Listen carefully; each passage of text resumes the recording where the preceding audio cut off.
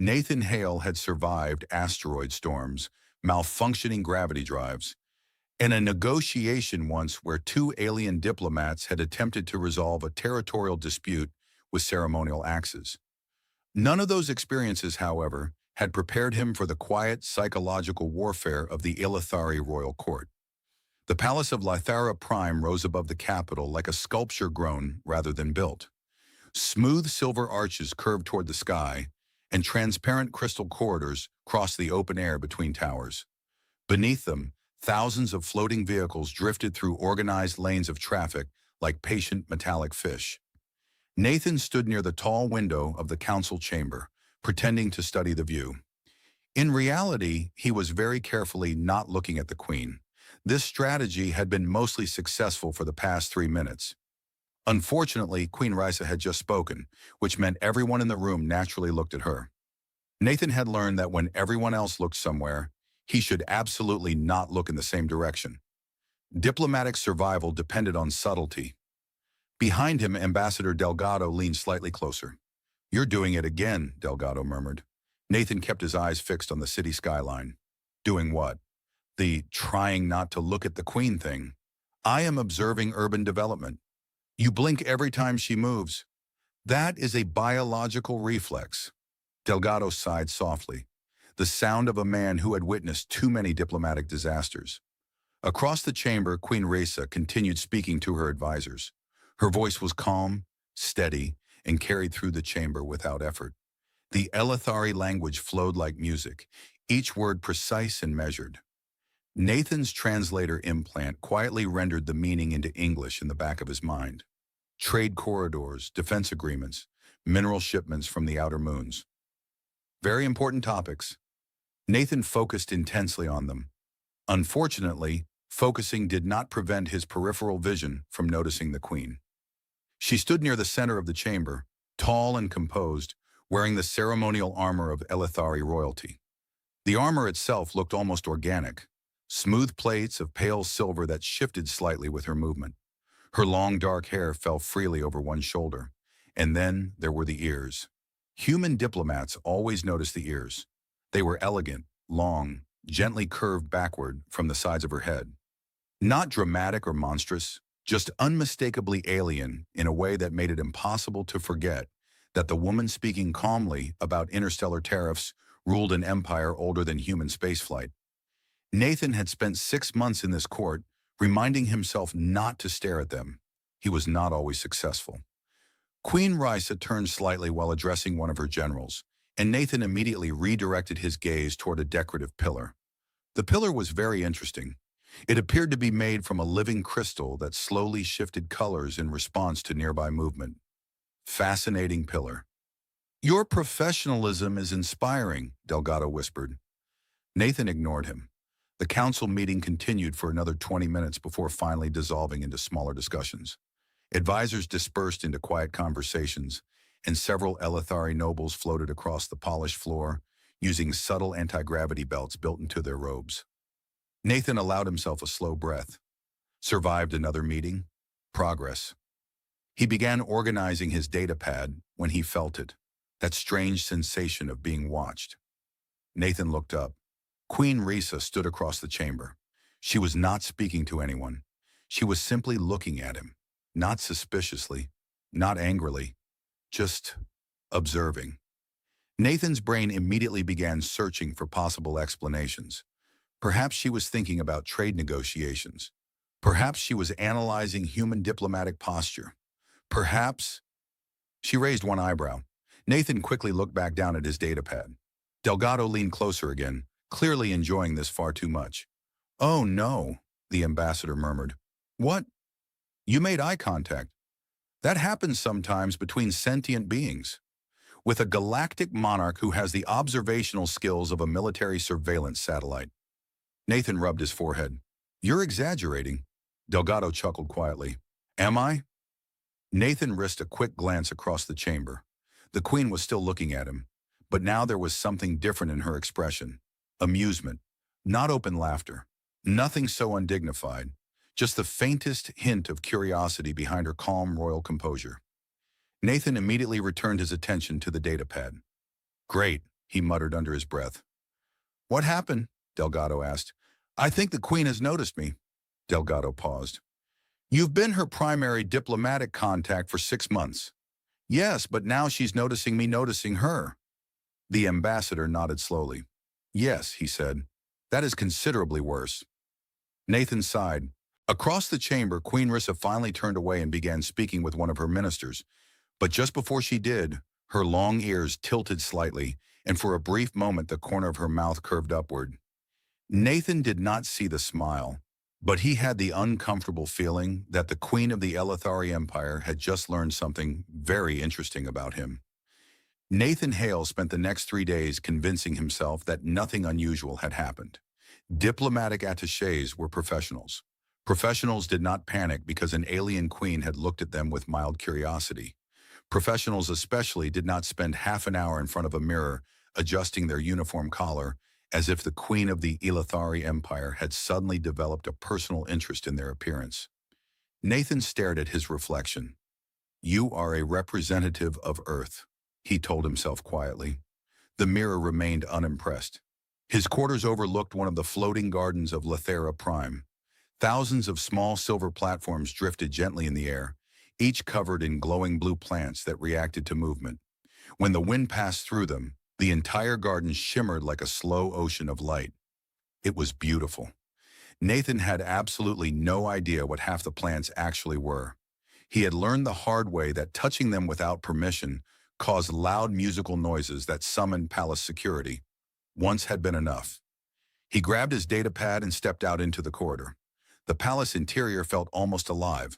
Walls shifted subtly to adjust lighting, and the floor panels hummed faintly with the energy of the anti-gravity systems that held the structure above the city. A small spherical drone floated past him, scanning the corridor with a gentle blue beam. Nathan nodded politely. The drone beeped once and continued its patrol. Even the security systems in this palace seemed more relaxed than human ones. Earth security drones usually looked like they were waiting for someone to commit a crime just to relieve the boredom. Nathan entered the diplomatic wing and immediately spotted Ambassador Delgado sitting at a circular table, drinking something bright green that was definitely not coffee. Morning, Nathan said. Delgado looked up. You survived. Survived what? The royal observation? Nathan groaned and sat down. You're exaggerating. You made direct eye contact with an alien monarch who runs an empire spanning 16 star systems. Nathan rubbed his temples. That sentence makes it sound worse than it was. Delgado sipped the glowing drink. Did you sleep? Nathan hesitated. That is not relevant. Ah, Delgado said. So the answer is no. Nathan ignored him and activated his datapad. Several diplomatic reports floated above the surface in neat holographic columns. Trade routes, supply logistics, cultural exchange proposals, normal diplomatic work, completely ordinary, exactly what he needed. Unfortunately, Delgado leaned forward with the enthusiasm of a man who had discovered an entertaining puzzle. You know, he said, Elithari queens are known for their observational abilities. Nathan did not look up. That sounds like something you just invented. It's documented. In what? Several alarming diplomatic reports. Nathan scrolled through his documents faster. Delgado continued. They can apparently read subtle behavioral patterns very easily. That's impressive, Nathan muttered. Yes, Delgado said, especially when a human diplomat spends several months pretending not to admire them. Nathan finally looked up. I do not admire the Queen. You blink slower when she enters the room. That is not science. It is very convincing science. Nathan sighed deeply. Across the diplomatic wing, a pair of Elithari officials floated past using their gravity belts. Their robes shimmered faintly with embedded circuitry that translated environmental data into shifting colors. Nathan had asked once how the system worked. The explanation had lasted 40 minutes and ended with the phrase, naturally, the quantum resonance stabilizes the emotional field. Nathan had nodded wisely and never asked again. Delgado leaned back in his chair. So, the ambassador said casually, what happens if the Queen invites you to a private meeting? Nathan blinked. That will not happen. Why not? Because I am a minor diplomatic attaché, and she is the ruler of an ancient interstellar civilization. Yes, Delgado agreed, but she noticed you. Nathan frowned. That does not mean anything. At that exact moment, a tall Elethari attendant entered the room.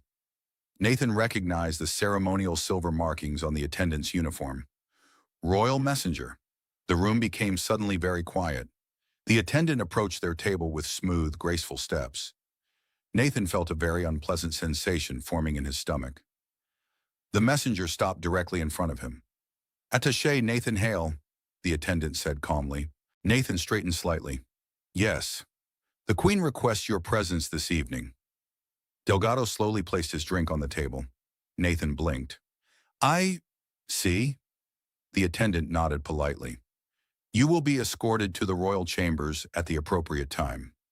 Nathan's brain attempted to process several different thoughts at once. None of them were helpful.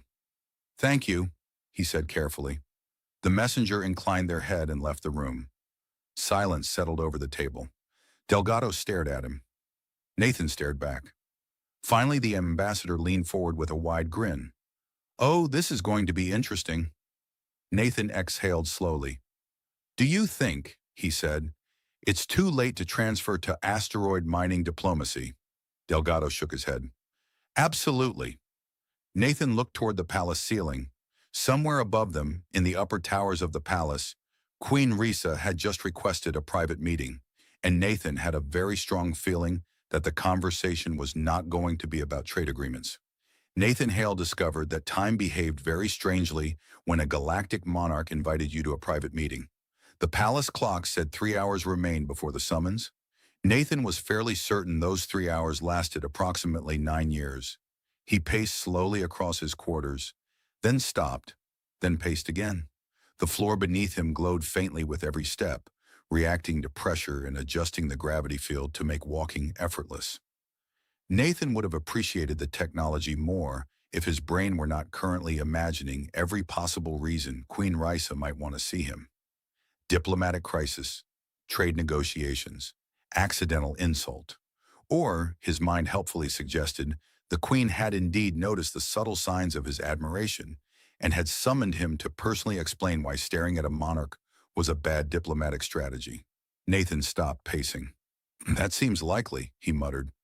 The room's environmental system responded by adjusting the air temperature slightly, apparently assuming he was uncomfortable. I am uncomfortable, Nathan informed the wall. The wall politely remained silent. He sat down at the small desk and opened his datapad, determined to review diplomatic notes.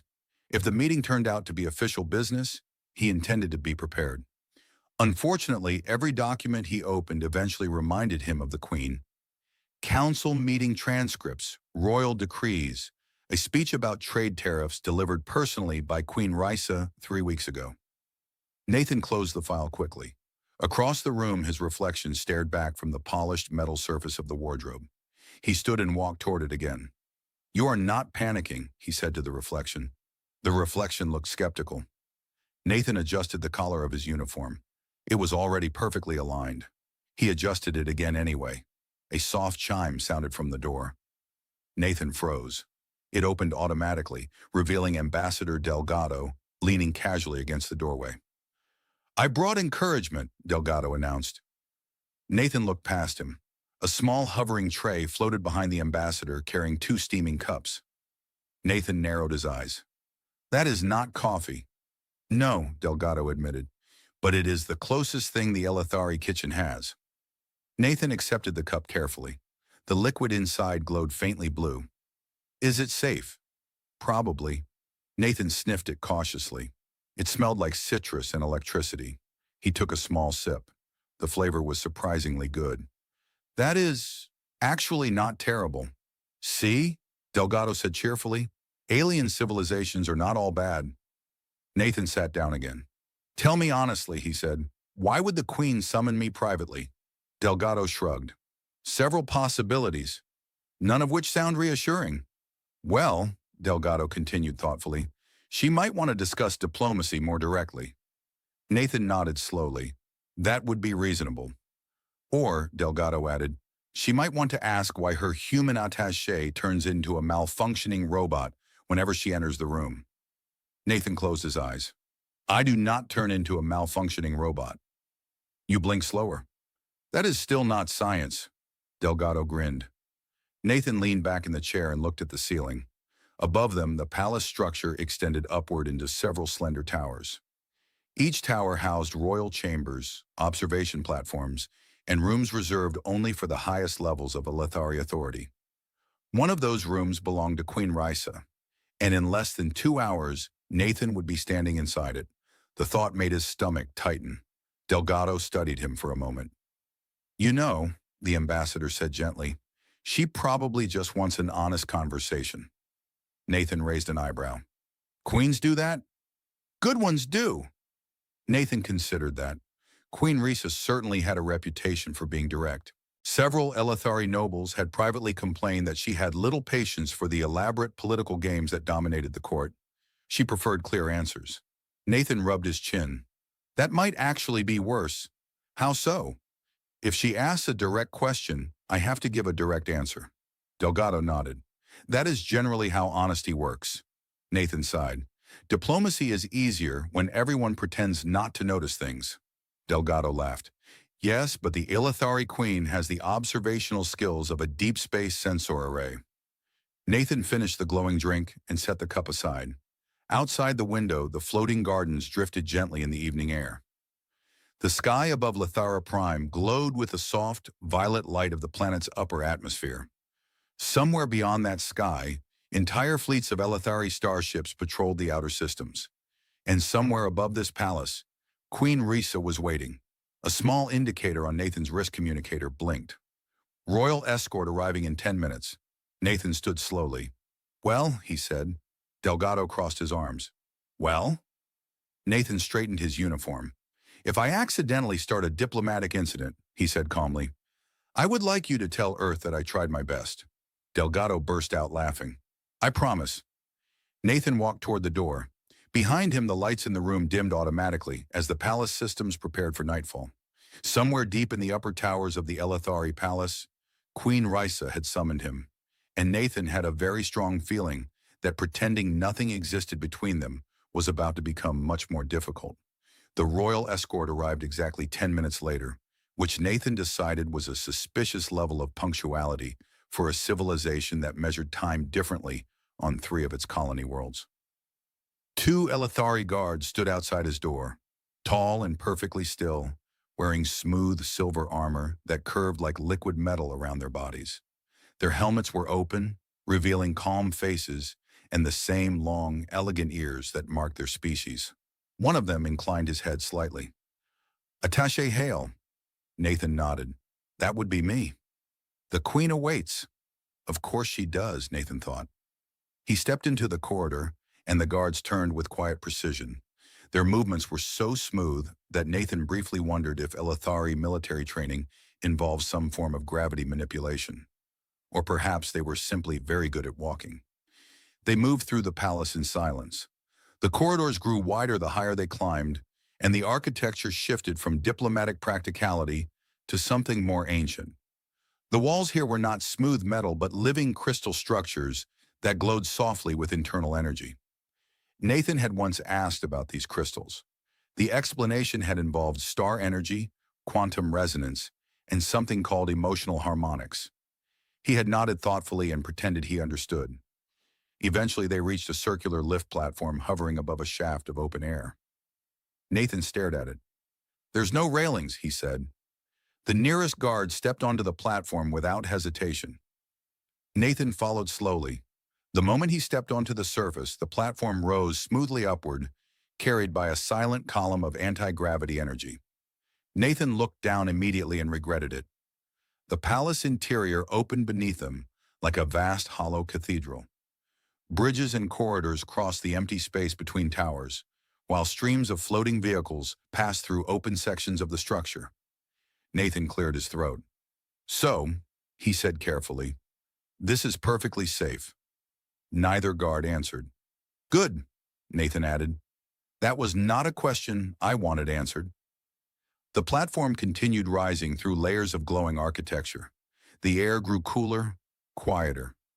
Eventually, the platform slowed and drifted toward an upper balcony carved into the side of one of the palace towers. Nathan stepped off with relief. The guards guided him down a narrow hallway lined with tall windows. Outside, the entire capital city of Lethera Prime stretched beneath the palace. Towers of silver and glass rose from the landscape, connected by glowing aerial lanes where ships drifted silently through the evening sky. For a moment, Nathan forgot why he was here. Then the guard stopped. Before them stood a pair of tall doors made from a pale metallic material that shimmered like moonlight. Strange Eletheri symbols glowed faintly across the surface. Nathan suspected those symbols probably meant something important. Hopefully not, human enters at own risk. One of the guards touched a small panel beside the door. The symbols shifted. The doors opened without sound. Nathan straightened his uniform. "All right," he muttered quietly. "Diplomatic professionalism." The guard stepped aside.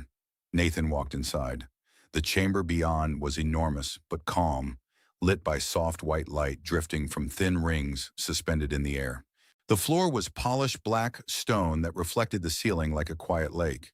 At the far end of the room, tall windows revealed the stars themselves, and standing before those windows was Queen Rysa. She was not wearing the heavy ceremonial armor of the council chamber. Instead, she wore a lighter royal uniform made from flowing dark fabric, threaded with faint silver patterns. The material moved gently as she turned toward him. Her long ears tilted slightly as if listening. Nathan stopped several steps away and bowed politely. "Your Majesty." For a moment she said nothing. Her eyes studied him carefully, the way a scientist might observe a curious new life form. Nathan had the uncomfortable sensation that she was reading his entire personality. Finally she spoke. "Attaché Nathan Hale." Her voice carried easily through the chamber. "Yes, Your Majesty." She began walking slowly toward him. Each step was calm and deliberate, her expression thoughtful rather than intimidating, which somehow made the situation more intimidating. Nathan kept his posture professional. Inside his head, several emergency diplomatic responses prepared themselves. The Queen stopped a short distance in front of him. Up close, Nathan could see the faint silver markings along her temples, symbols of Eletheri royal lineage. Her eyes reflected the starlight behind her. For a few seconds, she simply looked at him. Nathan resisted the urge to look anywhere else. Then the corner of her mouth curved slightly. "You appear nervous." Nathan considered lying. He decided honesty might be safer. "A little," he admitted. "That is reasonable."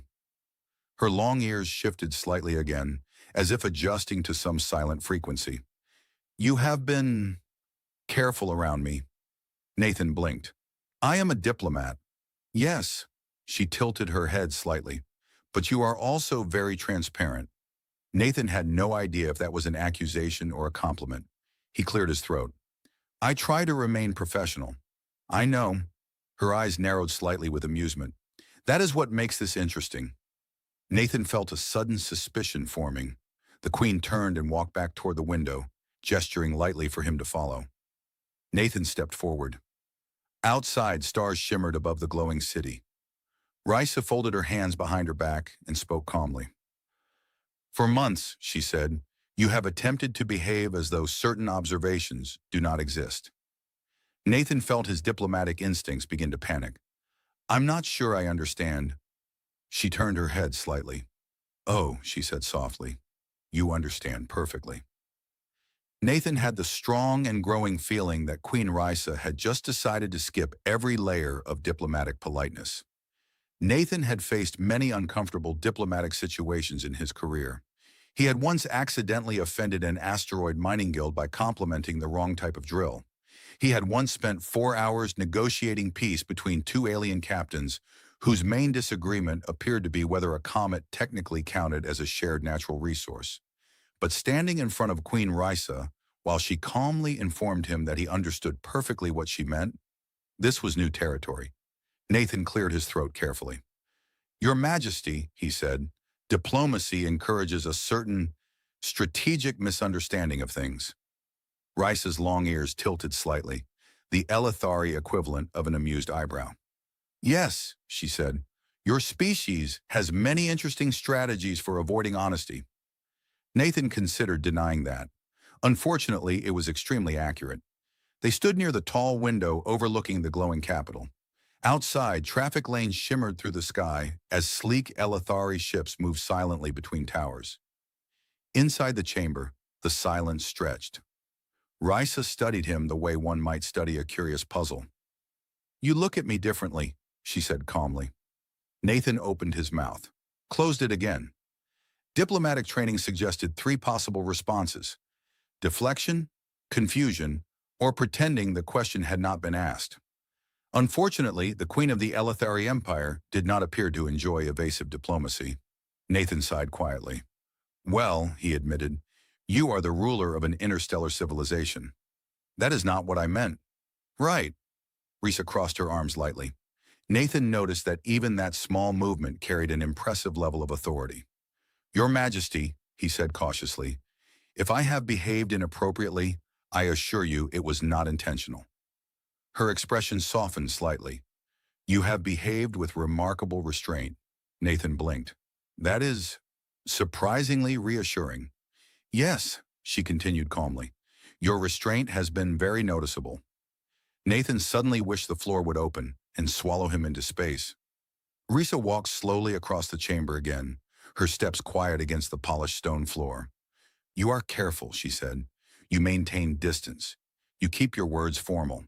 Your eyes move away quickly." Nathan rubbed the back of his neck. "I feel like I'm being analyzed." "You are." She stopped and faced him again. "Tell me something honestly, Nathan Hale." Nathan froze slightly. The Queen had just switched from formal title to his actual name. Diplomatic alarms began ringing in his brain. "Yes, Your Majesty?" "Why do you pretend not to notice me?" Nathan stared at her. "That is an extremely dangerous question."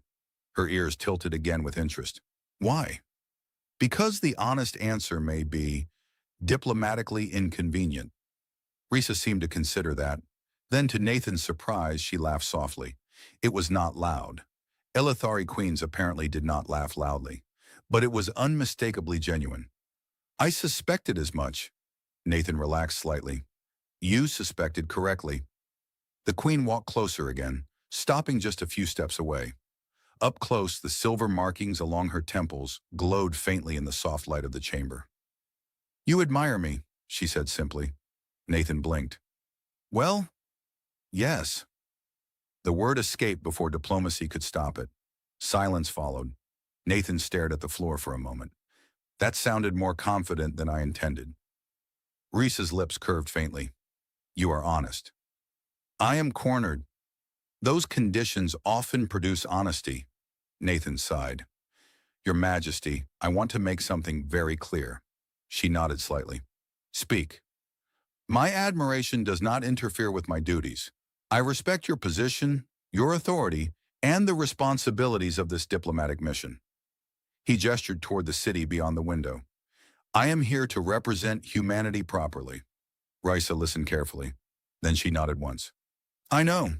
Nathan paused. "You know?" "Yes." Her expression became thoughtful.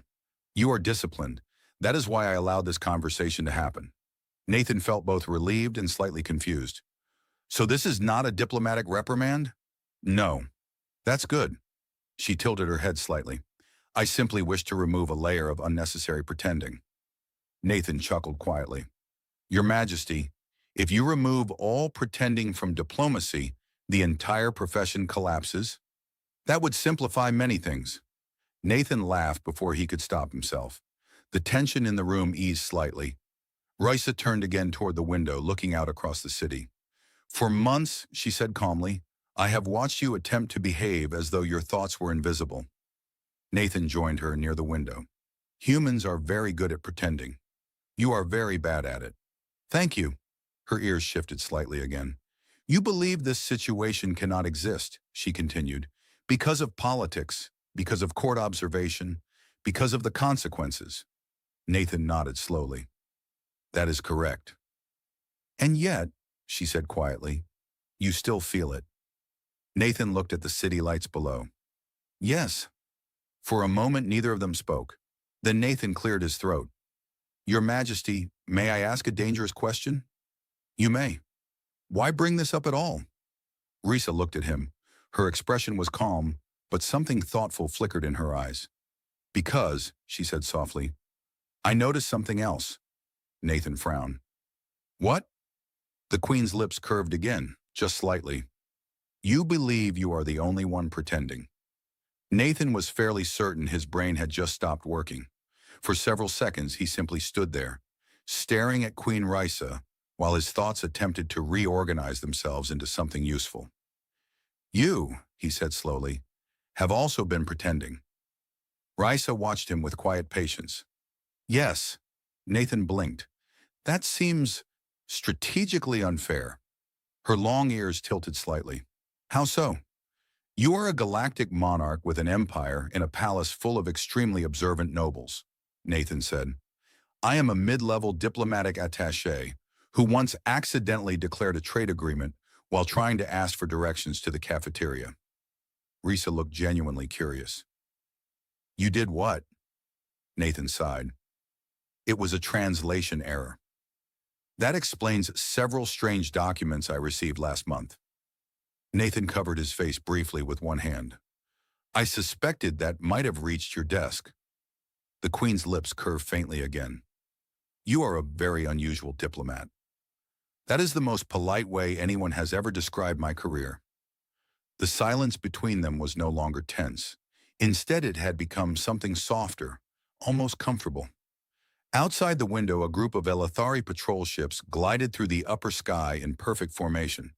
Their hulls shimmered with faint blue energy fields as they adjusted course above the capital. Nathan watched them for a moment. Your security fleet is impressive, he said. It has to be. Human fleets are much louder. Louder? Engines, alarms, someone always shouting about reactor temperatures. Rysa considered that. That sounds inefficient. It is extremely inefficient, Nathan said. But humans like dramatic situations. Rysa laughed again, the quiet musical sound echoing softly in the chamber.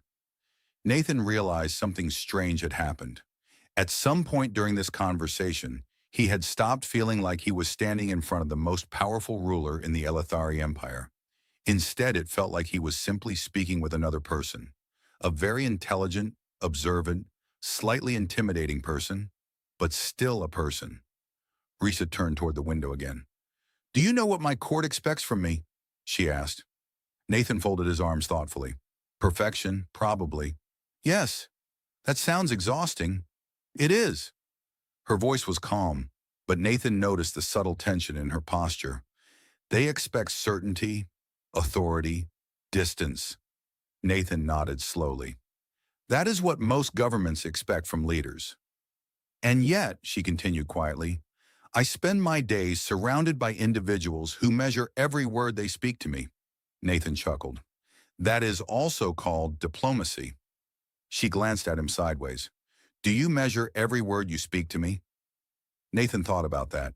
Yes, he said honestly, except when you panic. That is a separate communication style. Rysa studied him for a moment. That is why I summoned you? Nathan raised an eyebrow. Because I panic? Because you do not hide it well. Nathan sighed. My entire career is being reevaluated in this conversation. The Queen smiled faintly. You are sincere. That is rare here. Nathan looked around the vast chamber. I imagine being a queen is a very lonely job. Rysa did not answer immediately. Finally, she said, It can be. Nathan nodded toward the empty hall. This palace probably has 1,000 rooms. More. And yet this one seems very quiet. That is intentional. Nathan leaned lightly against the window frame. I understand something about that. You do. Diplomatic stations can be like that, he said. You're surrounded by people but constantly thinking about what you can and cannot say. Rysa watched him carefully. And now? Nathan shrugged. Now we've already crossed the dangerous part of the conversation. She tilted her head. What was the dangerous part? Admitting things exist. Rysa nodded slowly. Yes. Nathan looked back toward the city again. So what happens now? The Queen folded her hands behind her back. Now we understand the truth. And we ignore it. Partially. Nathan smiled. That sounds like advanced diplomacy again. It is. She stepped closer, standing beside him at the window. For a moment, they both watched the glowing capital of Lithera Prime stretching toward the horizon. Then Nathan glanced sideways at her. Your Majesty? Yes? I want to confirm something. She waited. This conversation is classified, correct? Of course. Good. Nathan exhaled in relief. Because if Ambassador Delgado finds out about this, he will never stop talking about it. Rysa's ears twitched with curiosity. This Delgado seems persistent. You have no idea. She laughed again. Nathan realized something surprising. The tension he had expected to define this meeting had faded completely. Instead, what remained was something quieter, something honest, and perhaps slightly dangerous in a different way. After a moment, Rysa spoke again. You asked what happens now. Yes. Her expression became thoughtful. Now we continue as we have before. Diplomacy. Yes. Nathan nodded. Professional distance. Correct. He looked at her. But without pretending we don't notice. Her eyes met his. Yes, she said softly. Without pretending. The next morning, the Elithari Royal Council chamber looked exactly the same as it always did. Tall, living crystal pillars glowed softly with shifting colors. The wide circular table floated a few centimeters above the polished floor, and the ministers of an ancient interstellar empire stood in their usual positions, discussing trade corridors, defense patrols, and the logistical nightmare of regulating shipping traffic between 17 inhabited systems. To anyone observing, nothing had changed. Nathan Hale sat in his usual place beside Ambassador Delgado, reviewing a scrolling line of mineral export statistics on his datapad.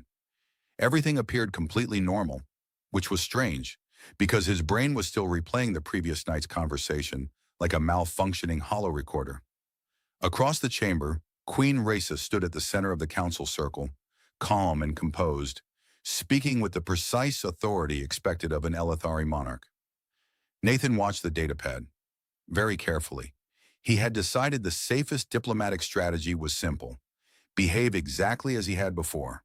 Professional, focused, completely uninterested in the personal implications of private midnight conversations with alien queens. This strategy worked perfectly for nearly 3 minutes.